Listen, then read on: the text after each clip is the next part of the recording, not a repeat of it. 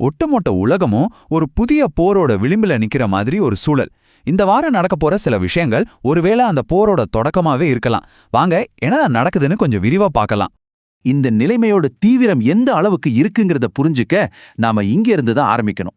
உலகத்தோட முக்கிய சக்திகள்ல ஒன்னான இந்தியா தன்னோட குடிமக்கள் எல்லாருமே எந்த தாமதமும் இல்லாம உடனடியா ஈரானை விட்டு வெளியேறணும்னு ஒரு அவசர எச்சரிக்கையை விடுத்திருக்கு.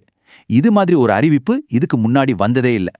இதுதான் இப்போ நம்ம எல்லார்கிட்டே இருக்கிற மிக முக்கியமான கேள்வி இல்லையா?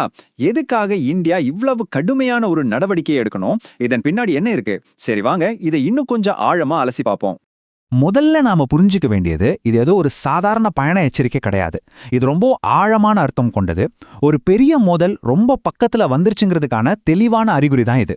இந்தியா மாதிரி ஒரு நாடு இந்த மாதிரி ஒரு அறிவிப்பை வெளியிடுதுன்னா அதுக்கு என்ன அர்த்தம்?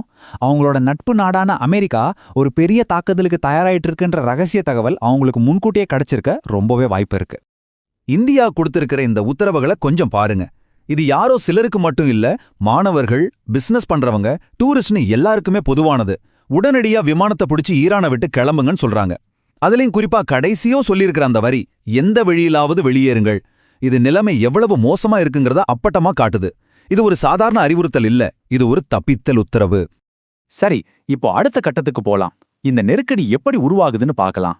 இதுக்கு 2 முக்கியமான காரணங்கள் இருக்கு. ஒன்னு, அந்த பகுதியில முன்னெப்போதும் இல்லாத அளவுக்கு மிகப்பெரிய ராணுவ குவிப்பு. இன்னொன்னு, சமாதானத்துக்காக நடந்த பேச்சுவார்த்தைகள் முழுமையா தோல்வி அடைஞ்சது. மத்திய கிழக்கு பகுதியில அமெரிக்கா இப்போ நிலைநிறுத்தி இருக்கிற ராணுவ பலம் சரித்திரத்திலேயே இல்லாத அளவுக்கு ரொம்ப பெருசு. இது தற்செயலா நடந்த ஒரு விஷயம் கிடையாது. இது ஒரு பெரிய போருக்கான திட்டமிட்ட தயாரிப்பு அப்படிங்கிறது ரொம்ப தெளிவா காட்டுது. இந்த தயாரிப்புகள்ல ரொம்பவே கவனிக்க வேண்டிய ஒரு விஷயம் அந்த வான்பாலம்ங்கிற கான்செப்ட். அப்படின்னா என்ன தெரியுமா? அமெரிக்கா ஒரு தாக்குதலை ஆரம்பிக்கிறதுக்கு மட்டும் தயாராகல, ஒருவேளை ஈரான் பதிலடி கொடுத்தா அதை சமாளிச்சு ஒரு நீண்ட கால போரை தொடரத்துக்கும் முழுமையா தயாரா இருக்குன்னு அர்த்தம். அதாவது வானத்திலேயே போர் விமானங்களுக்கு எரிபொருள் நிரப்புறதுல தேவையான ஆயுதங்களை கொண்டு வர வரைக்கும் எல்லா ஏற்பாடுகளும் தயார் நிலையில இருக்கு. பாருங்க, ஒரு பக்கம் இப்படி ராணுவத்தை குவிச்சுக்கிட்டே இன்னொரு பக்கம் ஜெனீவால அமைதி பேச்சுவார்த்தைக்கான கடைசி கட்ட முயற்சிகளும் நடந்துச்சு. ஆனா அந்த பேச்சுவார்த்தைகளும் எந்த பலனும் இல்லாம தோல்வியில தான் முடிஞ்சது. பேச்சுவார்த்தை ஏன் தோல்வி அடைஞ்சதுன்னு தெரிஞ்சுக்க இந்த ஒரு மேற்கோளே போதும். இது அமெரிக்காவோட நிலப்பாட்டை அப்பட்டமா காட்டுது. அவங்க ஒரு சமரசத்துக்கு வர விரும்பல. ஈரான் எந்த நிபந்தனையும் இல்லாம சரணடையணும்னு மட்டும்தான் எதிர்பார்த்தாங்க. இந்த நிபந்தனையை ஈரான் ஏத்துக்காததால பேச்சுவார்த்தை முறிஞ்சு போச்சு. சரி, ராணுவம் தயார், பேச்சுவார்த்தை தோல்வி. ஆனா எதுக்காக இந்த அளவுக்கு ஒரு பெரிய மோதல்? இந்த முழு பிரச்சனைக்கும் ஆணிவேரா இருக்கிறது எதுன்னா அது ஈரானோட அணுசக்தி திட்டம்தான். அதுவும் அந்த திட்டம் இப்போ அதிவேகமா முன்னேறிக்கிட்டு வருது. ஈரான் தன்னுடைய யுரேனியம் செறிவூட்டல 60% தூய்மைக்கு கொண்டு வந்திருக்கு. இது ரொம்ப ரொம்ப அபாயகரமான ஒரு கட்டம். சாதாரணமா அணு மின் நிலையங்களுக்கு தேவைப்படுற யுரேனியம் ரொம்ப குறைஞ்ச சதவிகித தூய்மையில தான் இருக்கும். ஆனா 60%ங்கிறது நீங்க அணு ஆயுதம் தயாரிக்கிற பாதையில கிட்டத்தட்ட 3/4 தூரம் போட்டீங்கன்னு அர்த்தம். ஒரு அணு ஆயுதத்தை உருவாக்கணும்னா 90% செறிவூட்டப்பட்ட யுரேனியம் தேவை.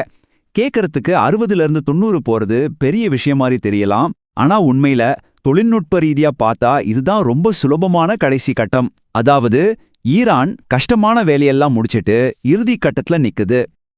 இங்கதான் விஷயமே ரொம்ப திகிலூற்றதா மாறுது.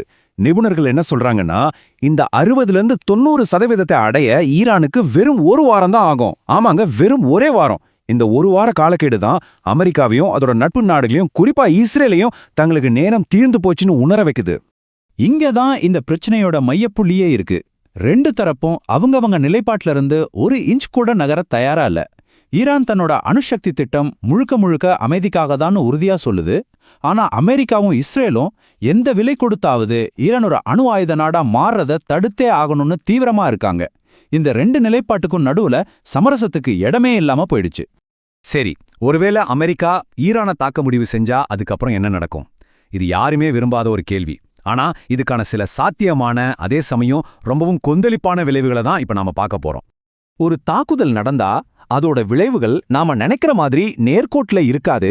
நிபுணர்கள் சில முக்கியமான சாத்தியக்கூறுகளை முன்வைக்கிறாங்க. ஆனா இதுல ஒண்ணு கூட ஒரு நல்ல சுமூகமான முடிவுக்கு வழிவகுக்கிற மாதிரி தெரியல. ஒவ்வொன்றுமே இன்னும் பெரிய பிரச்சனைகளுக்கு தான் வழிவகுக்கும். நிறைய பேர் என்ன நினைக்கிறாங்கன்னா, ஒரு அமெரிக்க தாக்குதல் ஈரானோட தற்போதைய ஆட்சியை மாத்தி ஜனநாயகத்தை கொண்டு வந்துரும்னு. ஆனா நிபுணர்கள் சொல்றது அதுக்கு நேர்மாறா இருக்கு.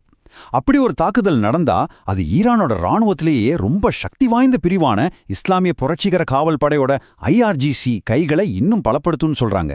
இதுதான் நடக்க அதிக வாய்ப்பு இருக்கிற விளைவு. இது ஈரான் நாட்டுக்குள்ள மட்டும் நிக்கிற பிரச்சனையா இருக்காது. ஒருவேளை ஈரான் தாக்கப்பட்டா அவங்க சும்மா இருக்க மாட்டாங்க.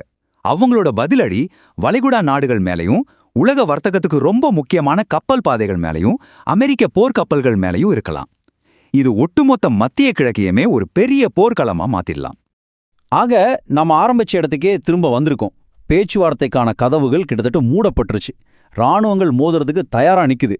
இந்த பதற்றமான சூழல்ல உலகம் மொத்தமும் அடுத்து என்ன நடக்கும்னு மூச்சை பிடிச்சி காத்துக்கிட்டு இருக்கு. அடுத்து என்னங்கிறது தான் இப்போதே $1 மில்லியன் கேள்வி. நிலைமை நிஜமாவே ஒரு கத்தியின் முனையில தான் தொங்கிட்டு இருக்கு.